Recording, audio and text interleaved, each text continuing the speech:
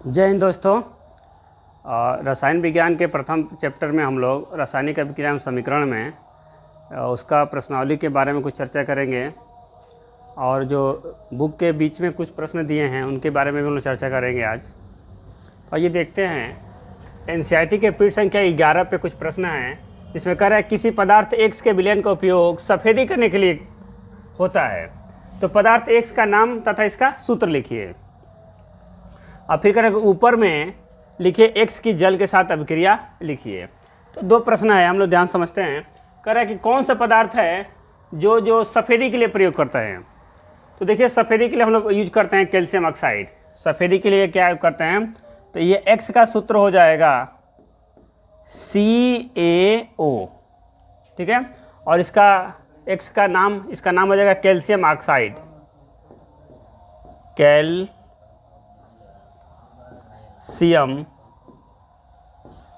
Oxide.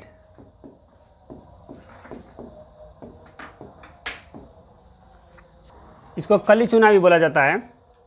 तो कह रहे थे कि किसी पदार्थ X का विलयन का उपयोग सफ़ेदी करने के लिए होता है, तो पदार्थ X का नाम, तो X का नाम हो जाएगा CaO, कैल्शियम ऑक्साइड। इसको हम लोग दूसरा भी नाम बोलते हैं बिना बुझा हुआ चूना। इसका दूसरा नाम है बिना बुझा हुआ चूना भी इसको बोला जाता है। फिर कह रहा है कि ऊपर फर्स्ट ए में भी लिखे गए पदार्थ X की जल के साथ क्रिया कराना है। तो देखिए जल के साथ इसकी क्रिया कराना है Ca। दूसरा प्रश्न को देखिए, O के हमको क्रिया कराना है किसके साथ, जल के साथ। तो जब जल के साथ इसकी क्रिया कराएंगे तो बनेगा कैल्शियम हाइड्रोक्साइड CaOH का होल ट्वाइस। अब प्लस उष्मा भी मुक्त होगी, उष्मा क्या होगी, मुक्त होगी। इसका नाम है कैल्शियम हाइड्रोक्साइड,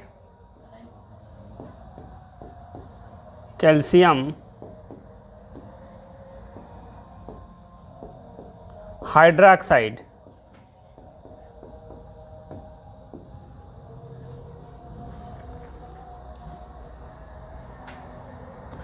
इसका एक दूसरा नाम भी है बुझा हुआ चूना भी बोलते हैं इसको हम लोग बुझा चूना भी बोलते हैं।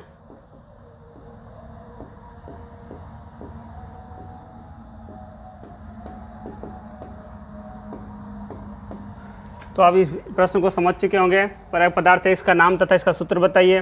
पदार्थ X का नाम होगा कैल्शियम, सूत्र होगा CaO, कैल्शियम ऑक्साइड नाम है। इसका दूसरा नाम है बिना बुझा हुआ चूना। उसके बाद कह रहा है कि इसको जल के साथ क्रिया बताना है। तो जल के साथ जब इसकी क्रिया कराएंगे तो बनेगा कैल्शियम हाइड्रोक्साइड और प्लस उष्मा मुक्त होगी। इसका नाम होगा कैल्शियम हाइड्रोक्साइड या बुझा हुआ चूना।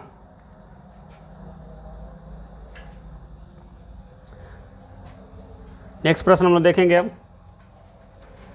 तो देखिए इसी प्रश्नावली में दूसरा प्रश्न है कि एक परखनली में एकत्रित गैस की मात्रा दूसरी से दुगनी क्यों है, उस गैस का नाम बताना है। क्रियाकलाप 1.7 में है ये प्रश्न है। एक परखनली में एकत्रित गैस की मात्रा दूसरी से दुगनी है क्यों है, उस गैस का नाम बताना है आपको। देखिए तो हम इसका उत्तर देंगे कि जल का विद्युत अपघटन कराने पर, जल का विद्युत अपघटन कराने पर, जल का विद्युत अपघटन कराने पर निम्न समीकरण के अनुसार, वह निम्न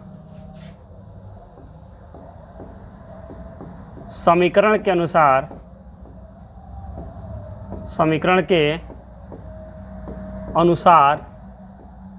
निम्न समीकरण के अनुसार हाइड्रोजन ऑक्सीजन में अपघटित होता है। हाइड्रोजन और ऑक्सीजन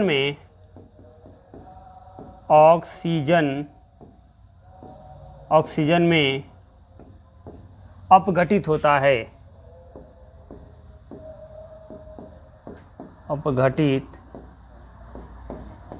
होता है। देखिए जल का विद्युत अपघटन कराने पर वह निम्न समीकरण के अनुसार हाइड्रोजन और ऑक्सीजन में अपघटित होता है। देख लेंगे हम लोग इसका एग्जाम्पल, जैसे 2H2O, इसको एरो बनाएंगे हम लोग, तो ये हमारा बनेगा बाबू 2H2 और प्लस O2 बनेगा।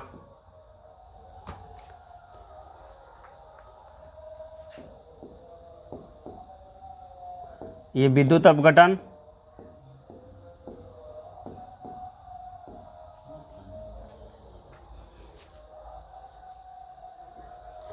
ये लिक्विड के फॉर्म में होता है और ये गैस के फॉर्म में होंगे दोनों। तो आपसे प्रश्न बोला था कि एक प्रणाली में एकत्रित गैस की मात्रा दूसरी से दोगुनी क्यों है, उसका गैस का नाम बताना है। तो यहाँ हम लोग देख रहे हैं कि यहाँ पे ऑक्सीजन 1 है तो हाइड्रोजन कितना है, दुगुना है। यहाँ पे दुगुना का अनुपात है। तो इसको हम लिख सकते हैं कि समीकरण से स्पष्ट है कि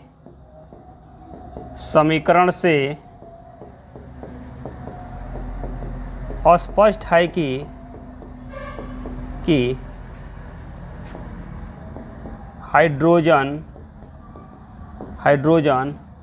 ऑक्सीजन से दुगनी है, ऑक्सीजन से दोगुनी है,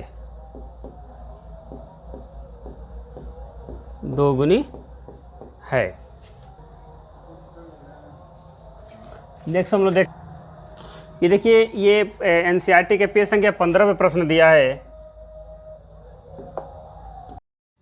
तो दोस्तों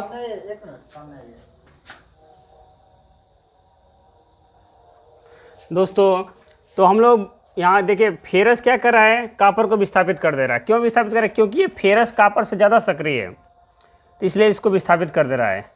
बच्चों आगे बताया जाएगा कि कौन ज़्यादा सक्रिय होता है, कम सक्रिय होता है, ये अगले अध्याय में हम लोग देखेंगे। तब तक आप याद रखिए कि कॉपर से ये मजबूत है फेरस, तो इस कॉपर को विस्थापित कर दिया तो फेरस सल्फेट बना है। तो इस उत्तर लिखेंगे, फेरस सल्फेट बनने के कारण विलयन का रंग बदल जाता है। फेरस सल्फेट बनने के कारण विलयन का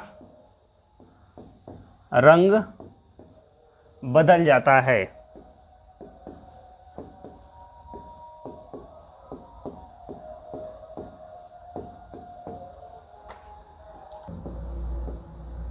तथा विलयन का रंग हल्का हरा हो जाता है, हल्का हरा हो जाता है। बिल्कुल आसान प्रश्न है, देख लीजिए ध्यान से। करें, जब लोहे की कील को कॉपर सल्फेट के विलयन में डुबाया जाता है तो विलयन का रंग क्यों बदल जाता है? तो देखिए, ये हमारा इसके रिएक्शन देखेंगे तो Fe प्लस कॉपर सल्फेट तो बनेगा FeSO4 प्लस कॉपर। तो यहाँ Fe ज़्यादा सक्रिय कॉपर से, तो कॉपर को विस्थापित कर देगा तो फेरस सल्फेट बनेगा। तो फेरस सल्फेट बनने के कारण विलयन का रंग बदल जाता है, तथा विलयन का रंग कैसा हो जाएगा? तो हल्का हरा हो जाएगा। ओके, नेक्स्ट प्रश्न देखते हैं हम लोग। तो ये पेज संख्या 15 पे एक प्रश्न और है। पेज संख्या 15 पे प्रश्न है कि क्रियाकलाप 1.10 से भिन्न द्विविस्थापन क्रिया के एक उदाहरण दीजिए। एक द्विविस्थापन का आपसे एग्जाम्पल पूछ रहा है बच्चों, तो हम लोग द्विविस्थापन का एग्जाम्पल दे देते हैं। AgNO3 plus HCl, AgNO3 plus HCl, ठीक है। तो देखिए, ये बनेगा हमारा HNO3 बन जाएगा, HNO3 अब प्लस बन जाएगा AgCl। आपसे बोला है कि एक द्विविस्थापन का अभिक्रिया का अन्य उदाहरण दीजिए, तो एक हम लोग अन्य उदाहरण ये देती है कि सिल्वर नाइट्रेट और प्लस HCl तो बनेगा HNO3 और प्लस AgCl, सिल्वर क्लोराइड, ये नाइट्रिक अम्ल होता है। तो फिर पुनः नेक्स्ट प्रश्न हम लोग देखेंगे। नेक्स्ट प्रश्न बच्चा आ गया, तीसरा है। ये भी पेज संख्या 15 का ही प्रश्न है। ये भी प्रश्न हमारा पेज संख्या 15 पे ही दिया है। करे कि निम्न अभिक्रियाओं में उपचयित तथा अपचयित पदार्थों की पहचान कीजिए। बहुत प्यारा प्रश्न है बच्चों, ध्यान से समझेंगे हम लोग। देखिए, पहले में बोला कौन उपचयित होगा कौन अपचयित होगा, तो देखिए हम लोग एग्जाम्पल समझते हैं। लिया बाबू 4Na प्लस O2, ये बना है 2Na 2Na2O। इसमें आपको बताना है कौन उपचयित पदार्थ है कौन अपचयित पदार्थ है। तो बच्चों आपको पता होगा सोडियम का 11 होता है, इसका इलेक्ट्रॉन विन्यास करेंगे तो क्या हो जाएगा 2,8,1 होगा, यानी इसके बाद तुमको उसमें कितने इलेक्ट्रॉन होंगे 1। और आपको बताया गया है कि जो इलेक्ट्रॉन उत्सर्जन करता है वो उपचयन होता है, जो इलेक्ट्रॉन त्यागेगा उसमें क्या होगा उपचयन होगा। देखिए यहाँ पे इसने इलेक्ट्रॉन को क्या किया है त्यागा है। और ऑक्सीजन का कितना होता है, अब बताएंगे इसका 8 होता है, इसका इलेक्ट्रॉन क्या है 2,6 होगा, यानी कि 2 इलेक्ट्रॉन ये ग्रहण करता है। और ये यहाँ पे क्या कर रहा है ऑक्सीजन क्या कर रहा है इलेक्ट्रॉन को ग्रहण कर रहा है यहाँ पे, तो ये इलेक्ट्रॉन का त्याग करता है, इलेक्ट्रॉन का त्यागता है। और ऑक्सीजन क्या कर रहा है इलेक्ट्रॉन को ग्रहण कर रहा है। तो देखिए जो इलेक्ट्रॉन को त्यागता है उसका उपचयन बोलते हैं, और जो इलेक्ट्रॉन ग्रहण करता है उसको अपचयन बोलते हैं। ये देखिए इलेक्ट्रॉन को ग्रहण करता है, ये अपचयन हुआ, और ये क्या हुआ उपचयन हुआ। तो बच्चों ये सोडियम का क्या है, ये उपचयन हो रहे थे, सोडियम क्या हो जाएगा उपचयित पदार्थ हो जाएगा। तो जो Na है हमारा है बच्चा, Na हो जाएगा उपचयित पदार्थ, उपचयित पदार्थ हो जाएगा। और यहाँ पे ऑक्सीजन क्या हो जाएगा अपचयित पदार्थ हो जाएगा।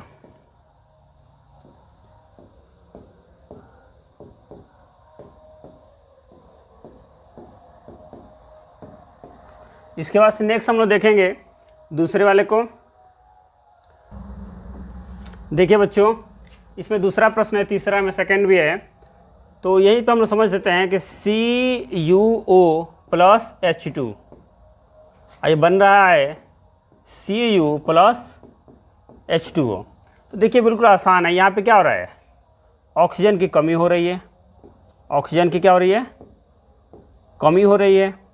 और यहाँ पे क्या हो रहा है ऑक्सीजन की वृद्धि हो रही है, ऑक्सीजन की वृद्धि हो रही है। तो जब ऑक्सीजन की कमी होती है तो बच्चा ये अपचयन होता है, क्या होता है अपचयन होता है। और ऑक्सीजन की वृद्धि होती है तो क्या बोलते हैं उपचयन बोला जाता है। तो देखिए यहाँ पे अपचयन हुआ है तो ये पदार्थ अपचयित पदार्थ कहलाएगा। तो अपचयित पदार्थ हो जाएगा CuO, ये क्या हो जाएगा अपचयित पदार्थ, अपचयित पदार्थ बच्चों। और उसके बाद से हाइड्रोजन क्या हो जाएगा उपचयित पदार्थ हो जाएगा, क्योंकि इसका उपचयन हो रहा है। तो हाइड्रोजन हो जाएगा उपचयित पदार्थ।